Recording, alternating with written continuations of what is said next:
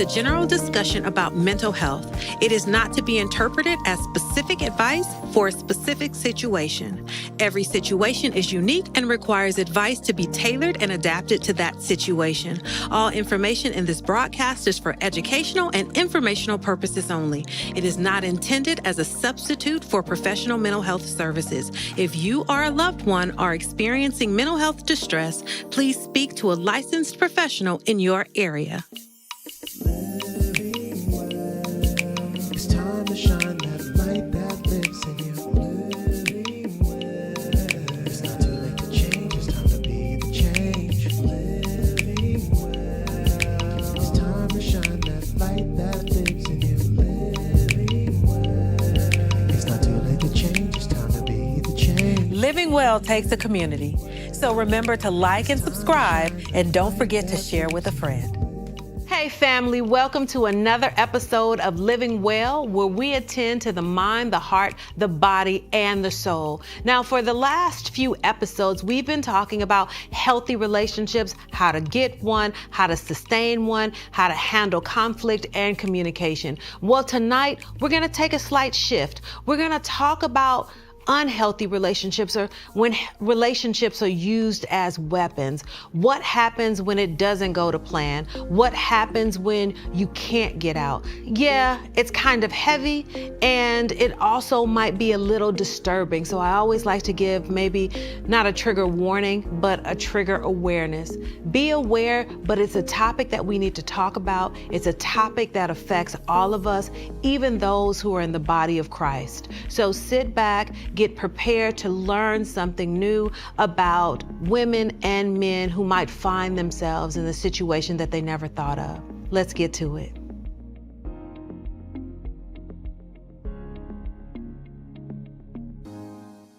All right, family, you know what time it is. It is time for the water cooler conversation. This is when we come out of our office, we circle around the water cooler, and we talk about the things that you're talking about, what's hot, what's happening, and what's on everybody's lips. And we always start off with a clip, and boy, do we have one for you today. So let's take a look at our water cooler conversation TikTok. All right. Ms. Ellis, why did you stay with him 5 years? He was bringing his side pieces to the crib. I did not know. Once you found out, you broke his car window and then stayed. Because that's all I know. I don't know nobody else. How old are you? 28.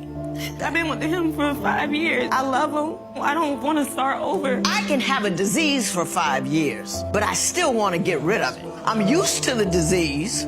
I know what it's like. I know the pain that it brings me, but I still want to get cured. You need to get cured of this particular disease. So what did y'all think about that one? What is everybody talking about? Toxic relationships.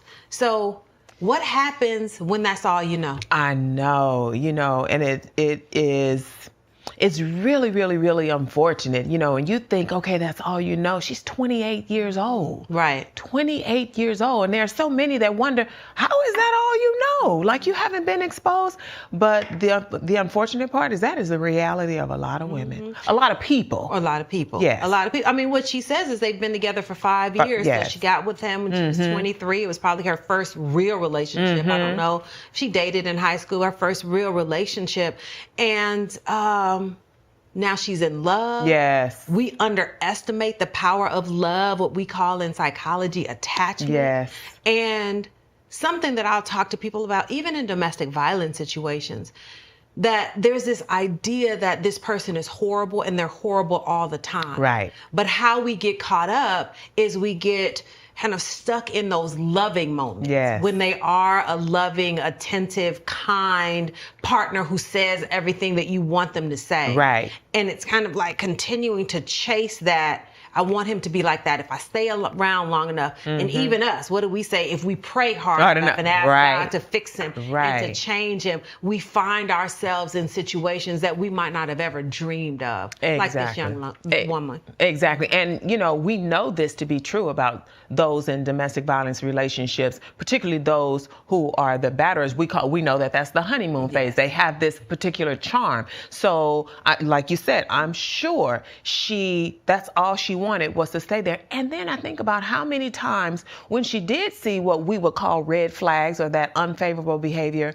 how she must have, or what we often see is they mistake that even for love. Yes. They mistake that even for love, not really even having a healthy definition. And if you don't know, and that's all you've known, then your definition of a healthy relationship or healthy love, even that is misconstrued. But I like what Jeff said. Listen, if I had a disease and I know I wanted to get better, I want to get rid of it. I want to get rid of it. But how many people are stuck not knowing how? Not knowing how. In one of the Medea movies, there are many. 1,055,000. But when one of them, and we've often heard it said, I know I've heard it said in the South, it's like, it's not going to change until you get sick and tired of being sick and tired. Right. I'll say also that when the pain of staying is more intense than the pain of leaving, that's when you'll leave. When it hurts more to stay than it hurts with the thoughts of leaving, then you're ready to walk out of that door. Right. And for this young woman, she can't imagine not being with him, or she can't imagine living through or going through that pain. The pain of leaving. But the joy is on the other side, and knowing that you're going through. Right. Right? She's going through. And so knowing how to leave is so important. I wonder what healthy relationships she has outside of him. Family, friends, family by choice, a church family, a pastor, someone who can take them in their arms, not another man or relationship. Right. Not another man or relationship, but, a healthy platonic relationship where she can be embraced and have someone to sit with her and go through the pain of that breakup with her.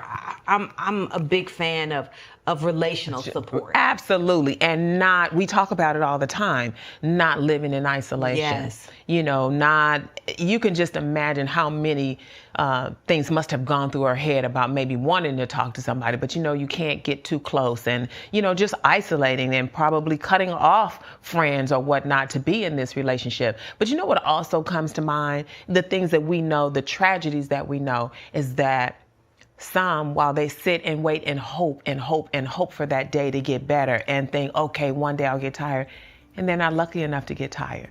They're not lucky enough to get tired and leave. Some don't get the opportunity to get on the other side. And that's the unfortunate part about it. So this idea of, oh my God, if they could just, like you said, just hold on. There's got to be one person that you can engage conversation with or have that support from someplace, anybody outside. I think this is a great place for us to stop and bring in our guest. As I mentioned, we have a very special guest talking about a very important and heavy topic. How do you recognize and also remove yourself and get the help that you need when a relationship has turned toxic, when a relationship is unhealthy, and when a relationship might even be deadly? Stay tuned.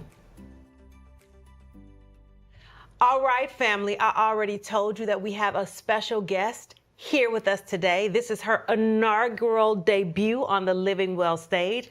Let me introduce Miss Tera Hilliard, who is the Executive Director, CEO of the Forgotten Children Incorporated organization. And we are here to talk about a topic, as we mentioned in our intro, that's kind of sensitive, but it is necessary, and even necessary to talk about in the body of Christ. So let's jump right into it. So Tera, a lot of your work revolves around human trafficking and sex trafficking, which is a huge social issue today. Let's just start off simply. What is human trafficking? What is sex trafficking? And who does it affect? most people don't know that human trafficking unfortunately looks like prostitution, in which many of the people think that the girls that are, or the people that they see on the street selling their body are engaged in consensual prostitution. What they don't see behind the scenes are the pimps and traffickers. We grew up calling them pimps, right? Grew up here in the South LA area, where a pimp was someone who had multiple girls, and the girls gave over the money. If she didn't, she faced consequences. Well, we understand that to be now, that is a trafficker. And so a trafficker, like human trafficking, is when victims are forced, frauded, or coerced into prostitution or labor, working in, factories and things like that against their will. They're not given the option to say yes or no if they want to come. And so what we have been doing here at Forgotten Children, Inc. is educating people on the difference. And because what's happened, I believe, as a society, is that we drive by the streets where we see a lot of prostitution going on, and we tisk and we shake our finger. But what we don't see are the guys roaming around on bicycles that are called watchers, making sure that the girls, and I've referred to this in this conversation, a lot of women and girls, but men and boys are victims as well, but we see predominantly women and girls.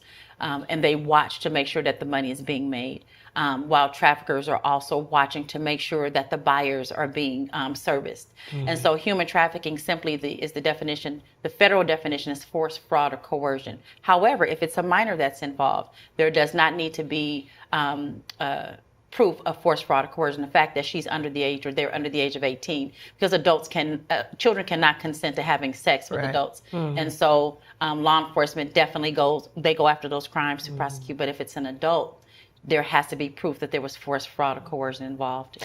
I have a follow-up question to that, because we can talk about prostitution. Sometimes now they refer to as sex work. Does human trafficking, because when I think of the word trafficking, I'm thinking about transporting.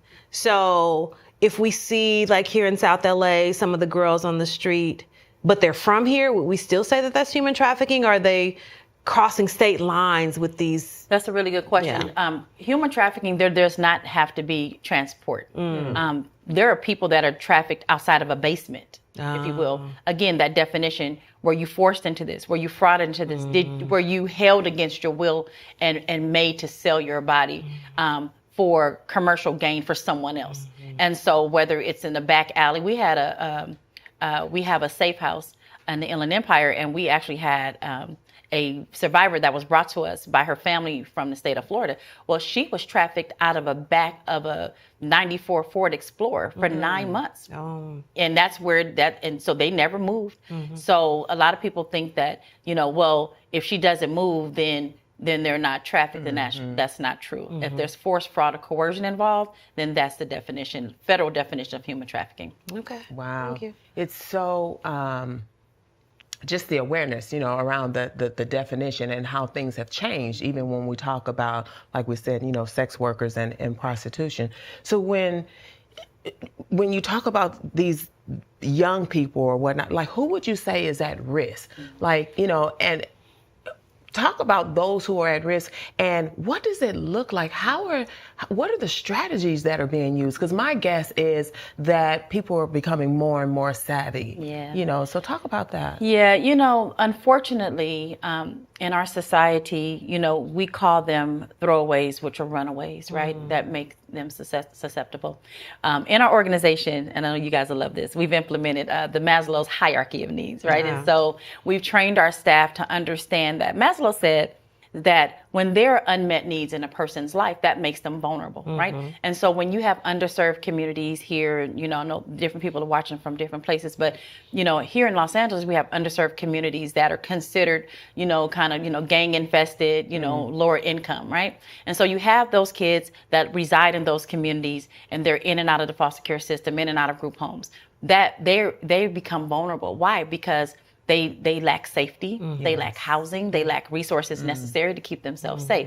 And so what traffickers do is that they prey on, the barriers that these young people face. And so there are bridges in and throughout LA County, especially when you start going towards like cities like Santa Monica, where kids actually live under these bridges. They're runaways.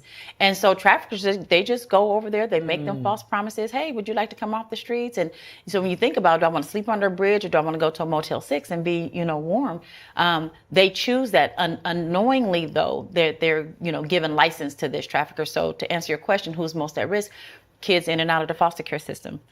Runaways, children who are just as involved youth, right?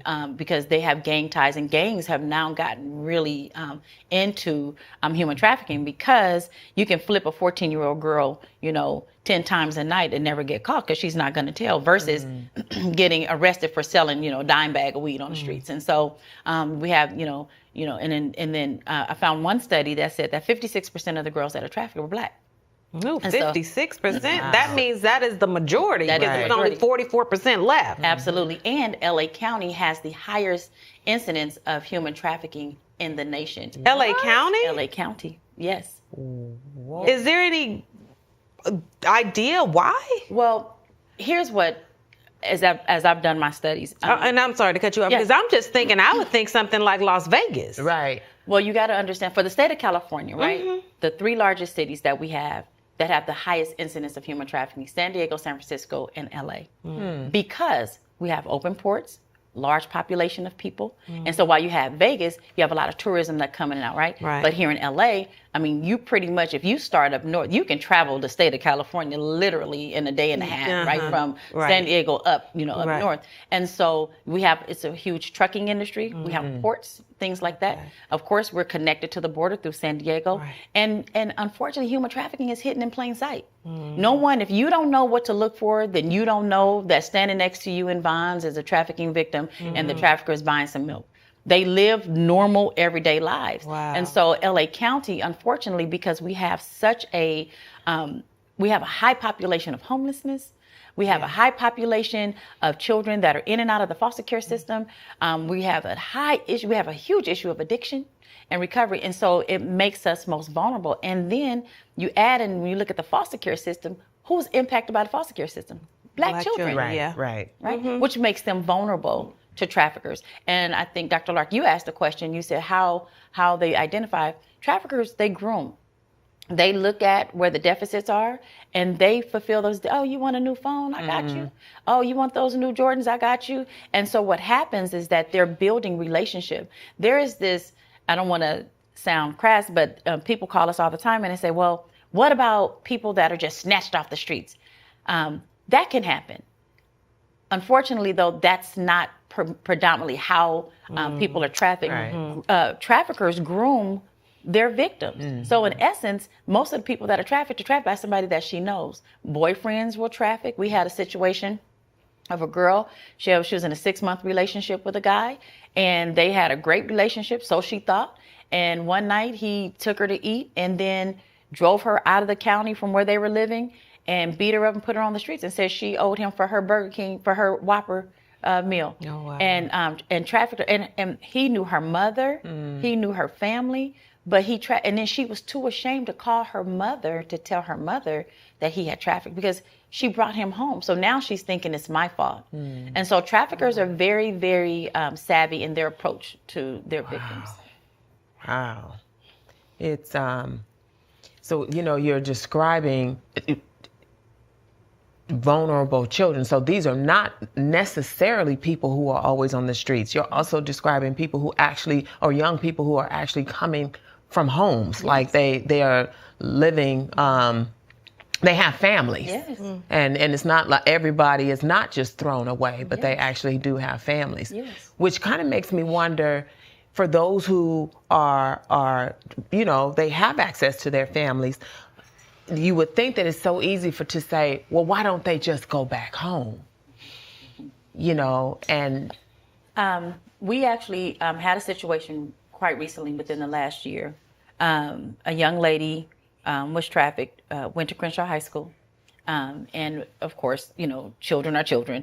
And she was invited to a dance by one of her friends.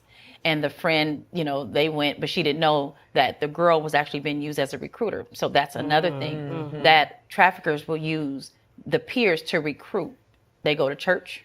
They go to youth groups, youth camp. And so this girl had a tight family unit. And so she goes to the party, she gets gang raped, she gets beaten.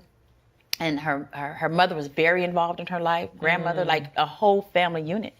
And they could not get her off the streets because they told her, if you go back home, we will kill your entire family. And so there you have the definition of force, right? And if you go back home, not only will we kill your family, but it will be your fault, right? So sense of fraud, right, and coercion.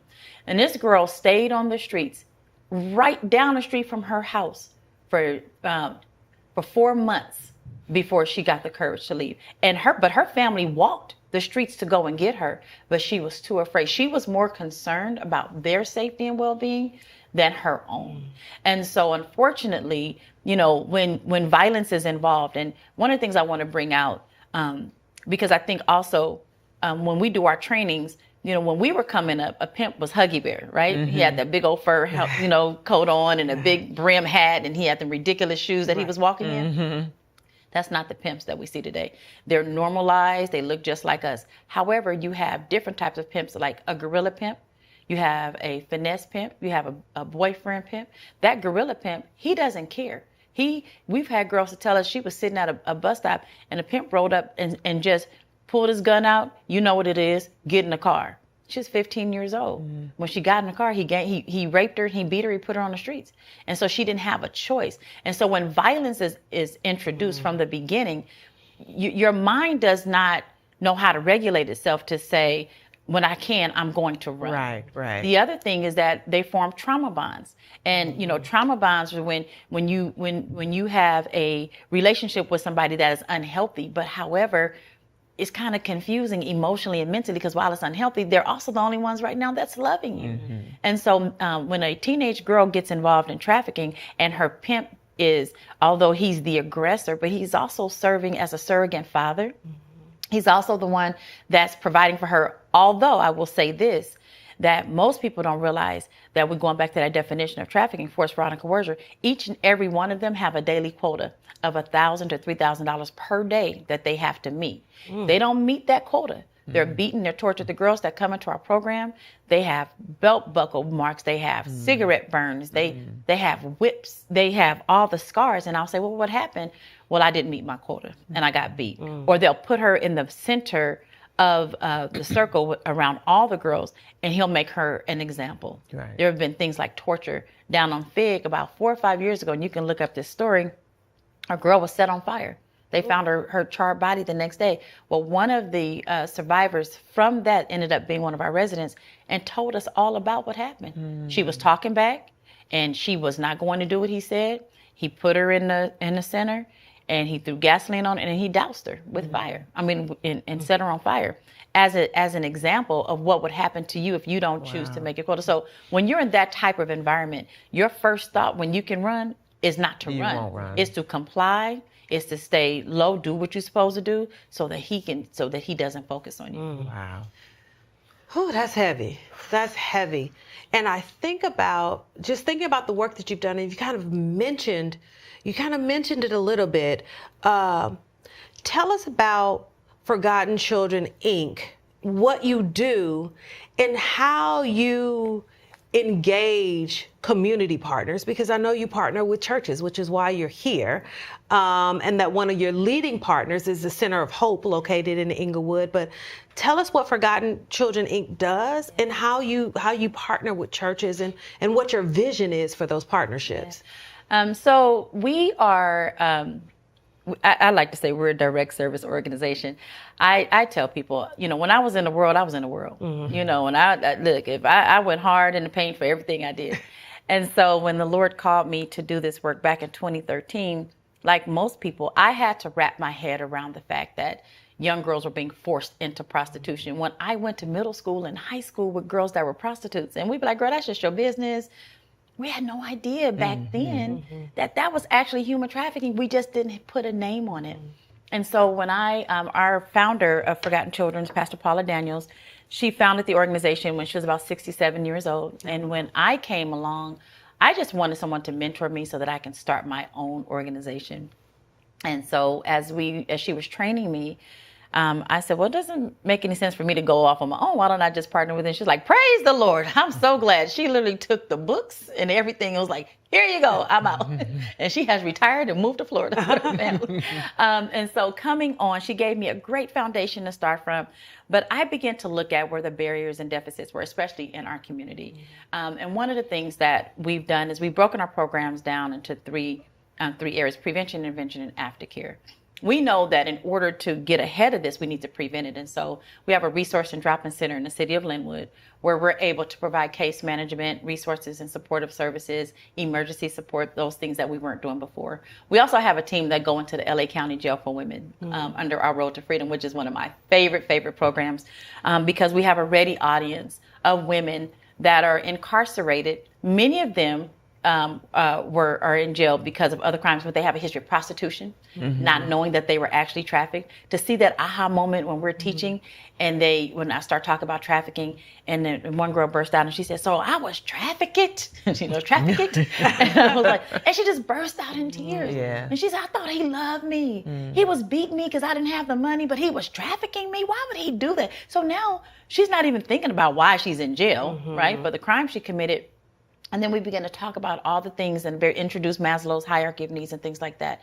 And so with that program, we've been in the jail since 2017. We've educated hundreds of inmates and women that have come out of jail that we have housed as well. We were able to provide housing for them. And so we have a team that go out to the streets. We're on FIG. We just did a huge rally this past Saturday. January is Human Trafficking Awareness Month. And so we've been very intentional about raising awareness. And we were out on FIG and we had...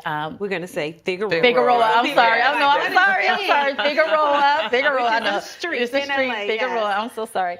And so we educate teams to go out with us on Figueroa. And then we also have a safe house where we're able to house women that are ready to stabilize themselves. And we've had 3 renditions of our house because we found that while there are many that are ready to come off the streets, they're not ready to stabilize. And so it disrupts the atmosphere of the house for those who are ready. And so you can only come into our safe house when you're absolutely ready. So there's a series of questions. However, we provide emergency supportive services.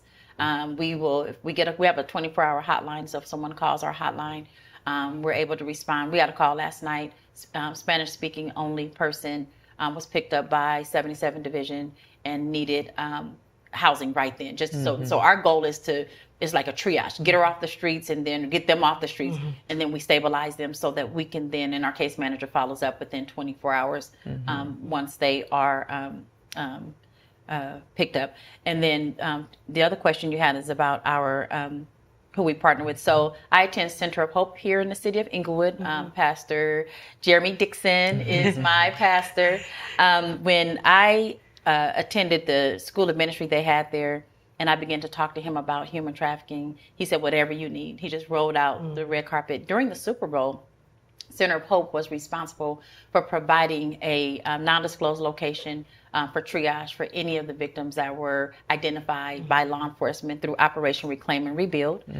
He gave us the full run of the gymnasium, and we had a team that stayed there for 5 days, 24 hours, working with law enforcement, Inglewood PD, Homeland Security, FBI, local law enforcement, so that during that time, which there was a lot of activity that went on during that time. And so we were there. And then we're also building new partnerships, and we're working right now. I'm super excited that Faithful Central will become we're working to have them become one of our newest partners. By the way, I used to attend Faithful Central before going, so my heart is still here, but I still love you, Pastor Jeremy. But Faithful Central has always had a very soft place in my heart. It's where when I first became a believer, I got my training and everything here. So building new partnerships, we want to train churches, prepare them.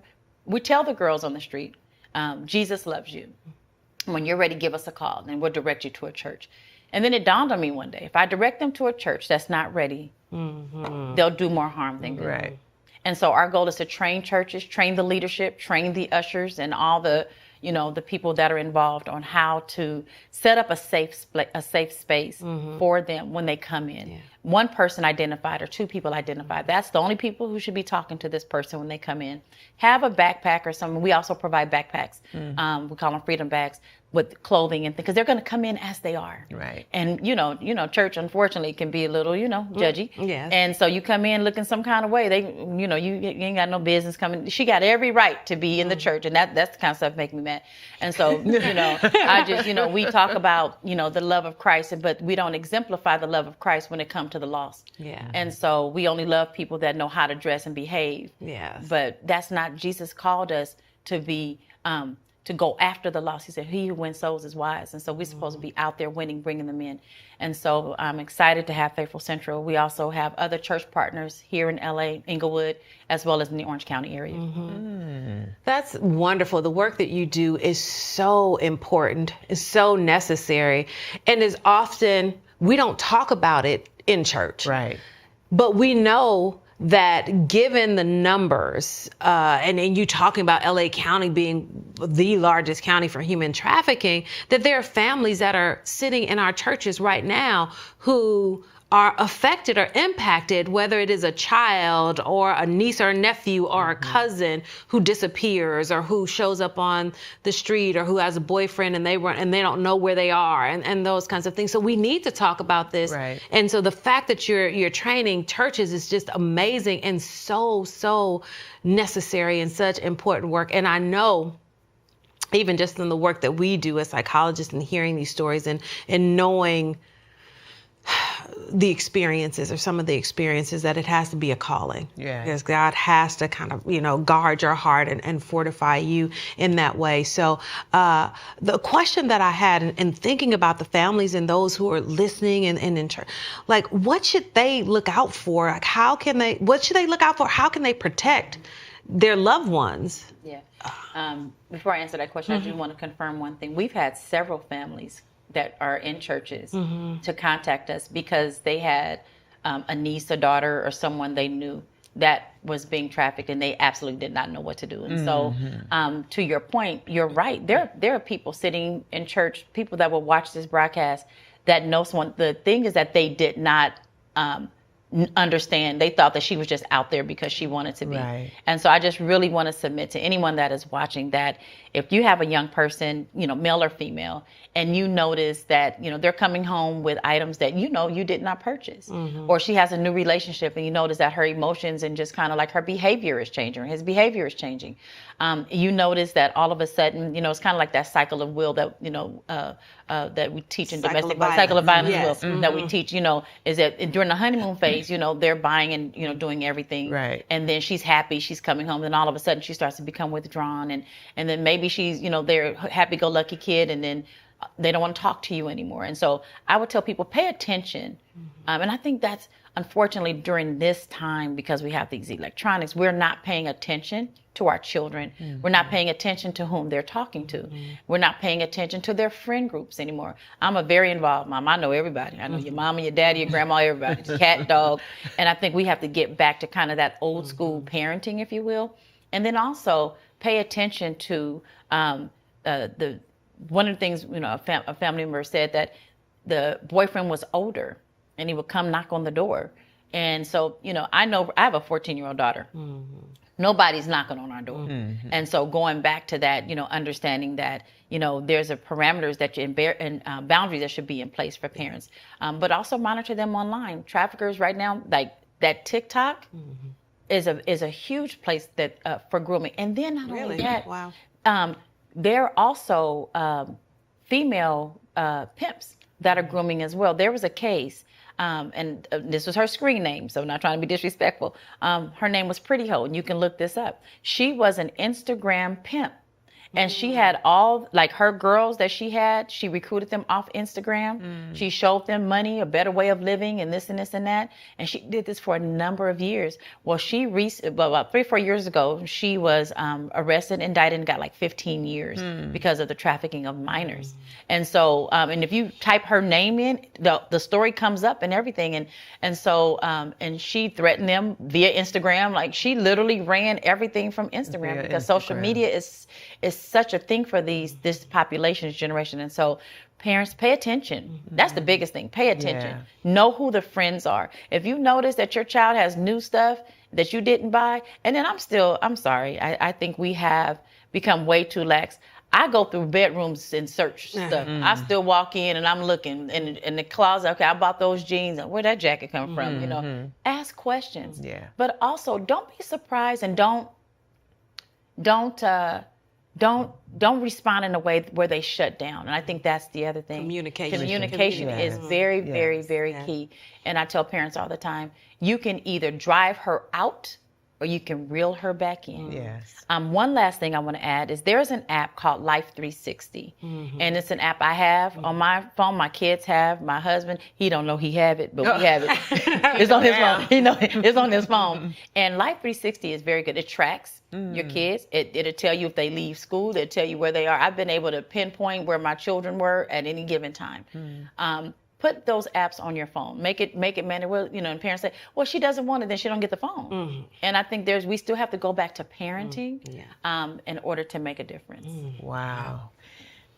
Again, a mouthful, and you are so invested in this, work. I knew you before you actually got into this work. So to watch the work that you have done, like Dr. Holmes said, and being able to change lives. And you talked about the 3 different programs that you have. So what, and those who work with you, my assumption is that you have volunteers. So how can someone get involved if they want to be able to do this kind of work and come alongside you and support? How are they able to do that? Because you mentioned training earlier. So if you want to volunteer, you have to volunteer the way we want you to volunteer. No, I'm just kidding, kind of. But volunteers, we love volunteers. Unfortunately, because of the scale in which we work by, people have to be truly invested. And so right now, though, we are recruiting for facilitators for the jails. We don't control when we go into the jails, and it's a lot of times during the week. But if someone wants to volunteer and go into the jails or join our street teams, they can go to our website, which is www.fci-la.org. And go, and there's a tab on there that says volunteer. And then what we'll do is send you through an orientation, just kind of like a get to know you. Because a lot of people, they have the heart to do the work. Unfortunately, you have to have the heart to do the work. Yes. And so being on the streets it's a heavy lift. Going in the jails is a heavy lift. I still get when they close them bars behind us, when we can't take our phones. I'm like, oh, I'm in jail. So you have to remember. And then, but we're also looking for people. We have an intercessory prayer team. And so we cannot do this work without prayer.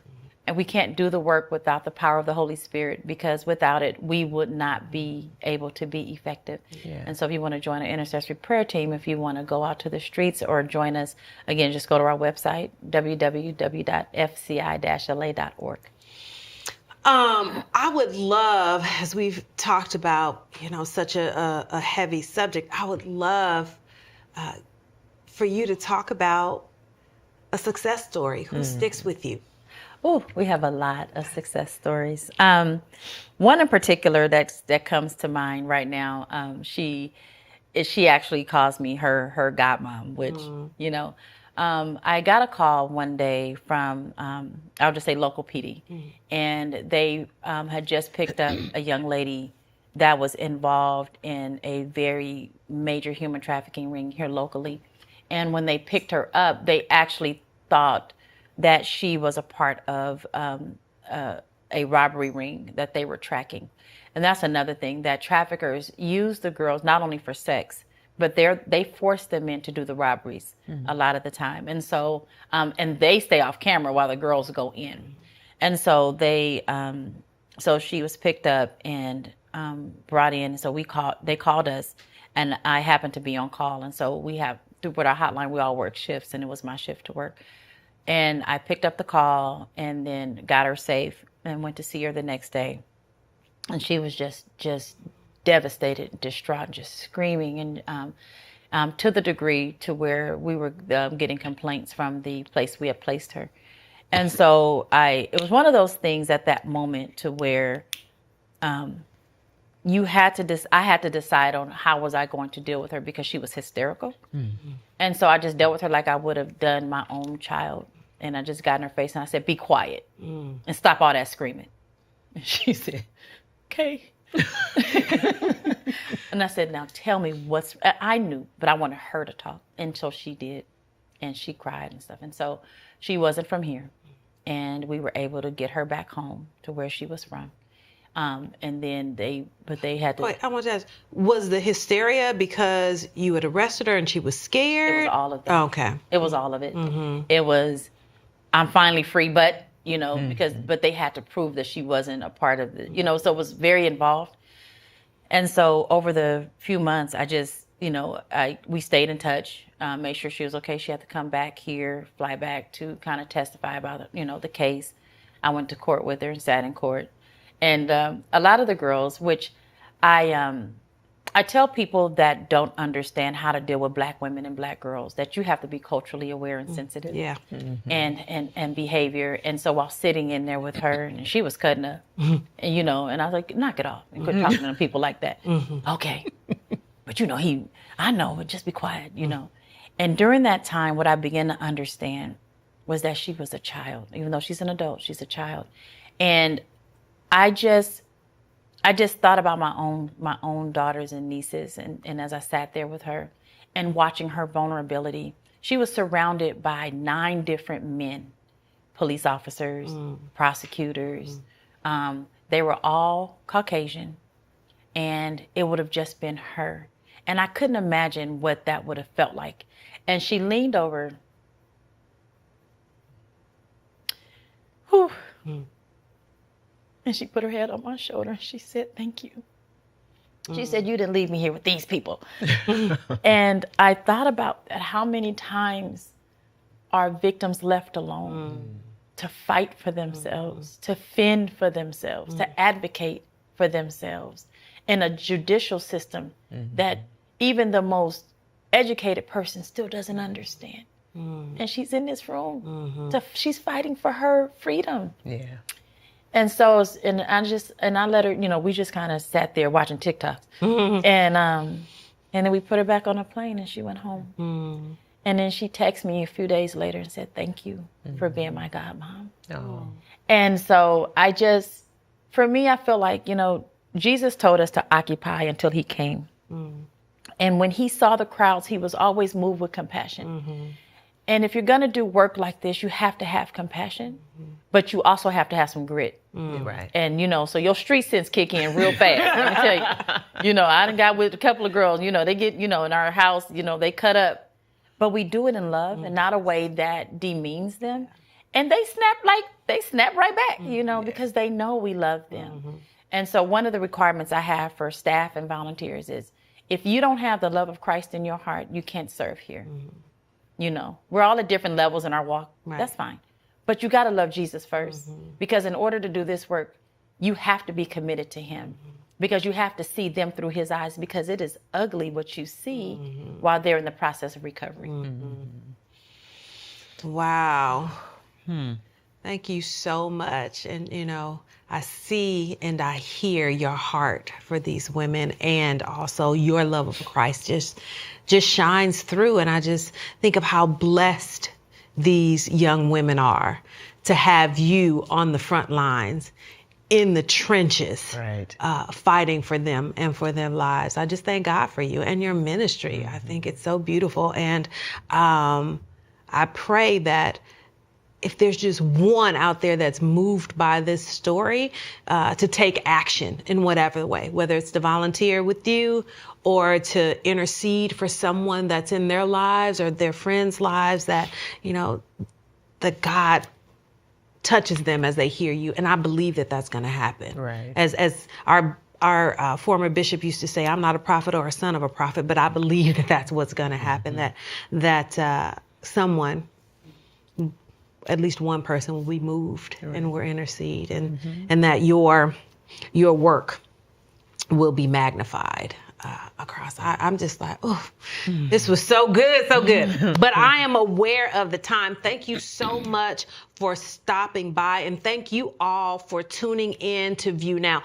We always like to leave you with a resource or something like that. So, Tera, could you give them your website again? Because I know there's on the website they can volunteer, but I know there's information and ways that they could also support financially, but also information. So can you tell the viewers your website again? Yeah. Actually, and before I do, I just want to leave a couple of numbers. Yes. If you're, no matter where you are, and if you're watching this from wherever, there is a number that you can call if you see human trafficking in your neighborhood or you see something suspicious.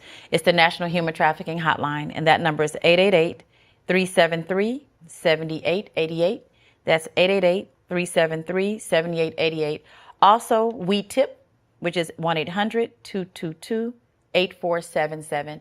And when you call either one of those numbers, if you see something, if you give a license plate number or something suspicious, call. They do respond and they will investigate. But if you would like to get more involved with us, donate. www.fci-la.org. We appreciate, everything anyone does for us. There are other ways people can get involved. The bags that we give out, we actually have a way that people can purchase the items and they ship directly to us so that we can continue providing freedom bags on the streets and to the jails and things like that. So there are multiple ways that people can get involved. Yes. So you heard it here. If you can't volunteer physically, you can donate. You could help to support a young woman with the freedom bag. So there are many ways that you can get involved. Show your love for our guest, Miss Tera Hilliard. Show your love in the chat. Show your love in the chat. Again, we thank you. We pray that this broadcast has touched you and moved you in some way. And as always, until we see you again, we pray that you are living well.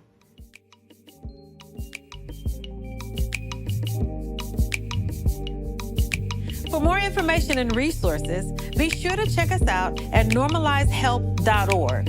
And you can always email us at livingwell@faithfamily.org to get a question answered or to tell us a story. You never know, your question might make it to air or be the subject of one of our episodes.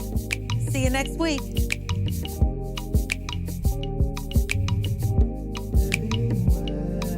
It's not too late to change, it's time to be the change. It's time to shine that light that lives in you. It's not too late to change, now it's time to change. Now it's time to change, now it's time to change. Now it's time to change, time to change, time to change.